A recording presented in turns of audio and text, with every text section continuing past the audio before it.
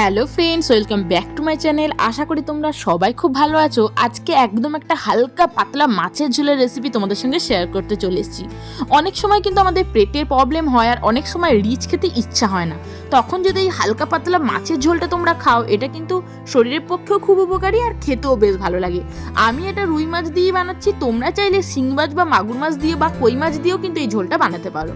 প্রথমেই দেখো, কড়াইয়ের উপর সর্ষের তেল গরম করে নিয়ে রুই মাছের পিসগুলোকে ভেজে নিচ্ছি। আমি রুই মাছের গাদাল পিসটাই বেশি নিয়েছি। এখানে দেখো নুন আর হলুদ দিয়ে খুব ভালো করে মাছগুলো আমি মাখিয়ে নেওয়ার পর মাছগুলোকে এপিট ওপিট করে লাল লাল করে ভেজে প্রথমে তুলে নিচ্ছি। শিং মাছ বা মাগুর মাছ দিয়ে করলে সেক্ষেত্রে ঝোলের টেস্টটা আরও কিন্তু বেড়ে যাবে। আর রুই মাছ দিয়েও কিন্তু তোমরা এটা বাড়িতে বানাতে পারো, খুব সহজেই এই রেসিপিটা হয়ে যায়। আর এটা কিন্তু রুগীর ঝোলও তোমরা বলতে পারো। শরীর খারাপের সময় কিন্তু এই ঝোলটা যদি বাড়ির কাউকে করে দাও, বাচ্চা থেকে বড় সবারই জন্য কিন্তু খুবই উপকারী। মাছগুলো আস্তে আস্তে দেখো লাল লাল করে কিন্তু ভেজে নিয়েছি। এবার আমরা মাছগুলোকে তুলে নেব। এই ঝোলটা বানানোর ক্ষেত্রে বেশি কিছু তেল মশলা কিন্তু একদমই লাগে না। মাছ ভাজার যে তেলটা আছে, এই তেলটার মধ্যেই আমি ঝোলটা বানিয়ে নেব। তেলের মধ্যে প্রথমেই দেখো এবার ফোড়ন দিয়ে দিচ্ছি। প্রথমেই দিয়ে দিলাম 5 ফোড়ন, হাফ চামচ 5 ফোড়ন দিয়েছি।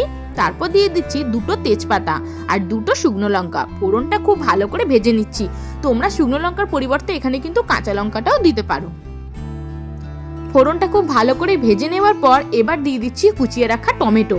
টমেটোটা দিলে কিন্তু ঝোলের টেস্টটা বেশ ভালো আসবে। যেহেতু কম মশলা দিয়ে ঝোলটা বানাচ্ছি, তাই আমি এখানে 2টো মিডিয়াম সাইজের টমেটো দিয়েছি।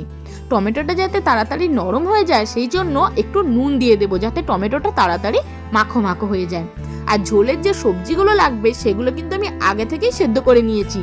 সেদ্ধ করে নিয়ে যদি ঝোলটা বানাও মাছের ঝোল, সেক্ষেত্রে ঝোলের যে গ্রেভির টেক্সচারটা হয় সেটা কিন্তু খুব ভালো হয়। এবার দেখো খুব ভালো করে টমেটোটা একটু নাড়াচাড়া করে ভাজা ভাজা করে নিয়েছি। তারপর একসাথে সেদ্ধ করে নেওয়া আলু, পেঁপে আর কাঁচকলা দিয়ে দিয়েছি। আমি এই কটা সবজি দিয়েছি, তোমরা চাইলে গাজর, বিনস, ক্যাপসিকাম এগুলোও দিতে পারো।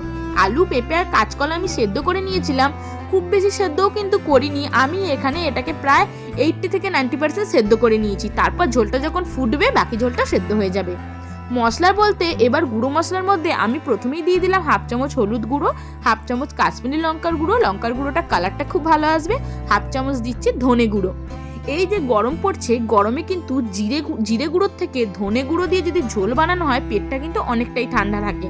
আমরা জানি জিরে গুঁড়োটাও খাওয়া ভালো, কিন্তু জিরে গুঁড়োটা শরীর একটু গরম করে দেয়। আর ধনে গুঁড়ো দিয়ে ঝোল বানালে সেটা কিন্তু টেস্টটাও ভালো হয় আর শরীরেরও খুব উপকারী। মশলার সঙ্গে সেদ্ধ করে নেওয়া সবজিগুলোকে খুব ভালো করে একটু কষিয়ে নিচ্ছি। এরপর পরিমাণ মতো গরম জল ঢেলে দেবো।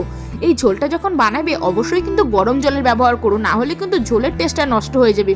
যে কোনো গরম জিনিসের উপর ফট করে যদি আমি ঠান্ডা জিনিস আমরা ঢেলে দিই, তাহলে কিন্তু টেস্টটাই নষ্ট হয়ে যায়। গরম জল কেটলিতে করে রেখেছিলাম, যতটা ঝোল রাখবো সেই পরিমাণে দিয়ে দিলাম এখানে গরম জল। ঝোলের পরিমাণটা একটু বেশিই রেখেছি। এই ঝোলটা কিন্তু হালকা পাতলা খেতেই ভালো লাগে। পরিমাণ মতো নুনটা চেক করে নিয়ে এবার একটু নুনও দিয়ে দেবো। আর ঝোলটা একদম টকবক করে ফুটতে দেবো।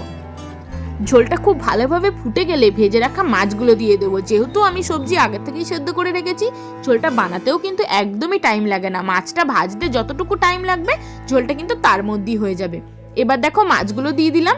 মাছগুলো দিয়ে ঝোলের মধ্যে খুব ভালো করে ফুটিয়ে নিতে হবে। হালকা তেল মশলায় এই ঝোলটা বাড়িতে দুপুরবেলায় অবশ্যই একবার করো। গরম ভাতে এই ঝোলটা দিয়েই কিন্তু পুরো ভাত খাওয়া হয়ে যাবে, আর কিন্তু কিছুই লাগবে না। দেখো খুব ভালো করে সবকিছু একবার মিশিয়ে নিয়েছি। ঝোল কিন্তু খুব ভালোভাবে ফুটেও গেছে। মাছের পুরো ফ্লেভারটা যখন ঝোলের মধ্যে চলে আসবে, তখন এটাকে বন্ধ করে দেবো। আমার দেখা ওই হালকা পাতলা মাছের ঝোলের রেসিপিটা তোমাদের কেমন লাগলো জানিও। ভালো লাগলে লাইক করো, ফ্রেন্ডস ফ্যামিলির সঙ্গে শেয়ার করো। তাহলে আজ আসি, দেখা হবে অন্য কোনো ভিডিও।